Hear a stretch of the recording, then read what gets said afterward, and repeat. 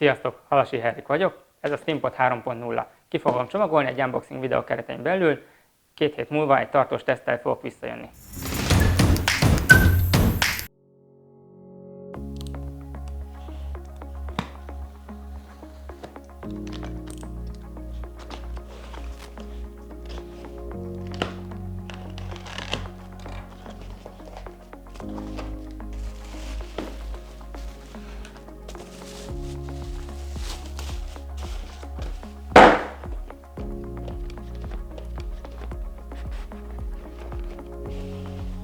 Tada!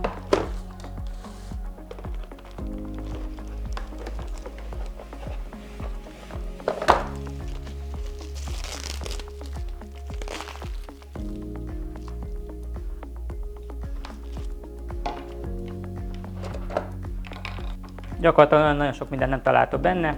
Benne van maga a SteamPod 3.0, egy pipetta, amivel meg lehet tölteni a vizet hozzá, használatutasítás, leírások, ilyenek, de erről nagyon a szükségünk nem lesz.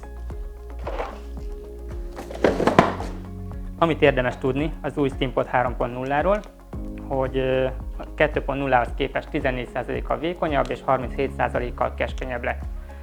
0,8 g per perccel tud folyamatosan gőzt pumpálni, tudja fenn, hogy ez mit jelent, majd a tesztelés alapján kiderül, hogy ebből érzünk-e valami változást. Annyi változtatást tettek az előzőhöz képest, hogy a fésűt előre tették és mögé tették be a gőzbefúvókákat. Ez is majd a teszt alapján fog kiderülni, hogy ez hogy szuperál, de gondolom ők ezt elég sokszor letesztelték, és biztos, hogy így hatékonyabb. Lényeges különbség, hogy eddigi SteamPod 2.0-hoz képest, ami ugye otthoni felhasználásra volt, maga a vezetéken volt rajta a víztartály, és azon keresztül pumpálódott a vasalóba, ezáltal megakadályozva azt, hogy a vasaló végére egy örökforgó vezetéket tegyenek. Ez leginkább, amikor göndörítünk, akkor tapasztalható hiánynak, és feltekeredik a vezeték, ezt kiküszöbölték azzal, hogy áttették a SteamPodra a víztartályt. Ebbe is csak kizárólag desztillált vizet lehet beletenni. Ennek a töltése, hát szerintem elég bonyolult lesz ezen keresztül, vagyis hát nem ezen keresztül, hogy ezt meg kell töltenünk egy nagy flakonból. Ezt kellene valahogy utána töltenünk. Erre majd várok javaslatokat a komment szekcióban, hogy ezt ti hogy oldanátok meg a lehető leggyorsabban. Bár ugye azt ígéri, hogy ha megtöltjük a tartályát, akkor 192 méter hajat tudunk felkisimítani. Ez majd meglátjuk az üzleti életben mennyit. Meglátjuk az üzleti életben, hogy ez mennyit jelent. A tartályt nagyon egyszerűen levennünk, két oldalt van gomb, kipattintjuk és lehúzzuk hátrafele. Itt alul található egy gumi, azt kell kipattinunk, és ott kell gyakorlatilag megitatnunk, visszatenni. És először rá kell csúsztatni, és belenyomni. A hőfok szabályozás az háromféle hőfokot tud.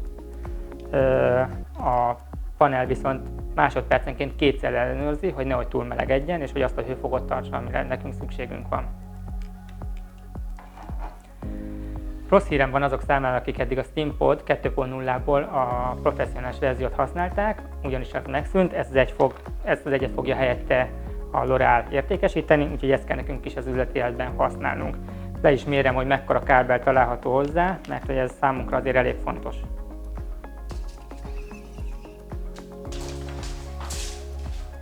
$2,50 méter a kábel. Szerintem nagyjából azért elég lesz egy üzleti felhasználás számára is.